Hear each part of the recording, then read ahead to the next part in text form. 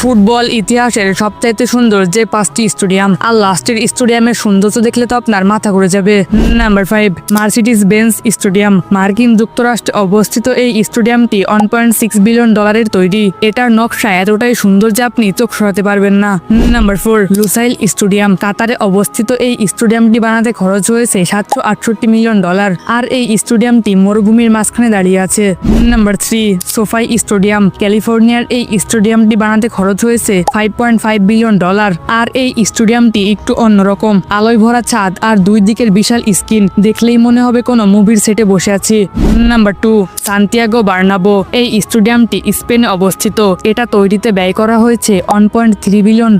এই স্টেডিয়ামটি একবার দেখলে চোখ সরাতে মন চাইবে না। নাম্বার 1 দেখার আগে ভিডিওতে লাইক দিয়ে চ্যানেলটিকে সাবস্ক্রাইব করে দিন আর কমেন্টে জানান এদের মধ্যে আপনি কার ফ্যান।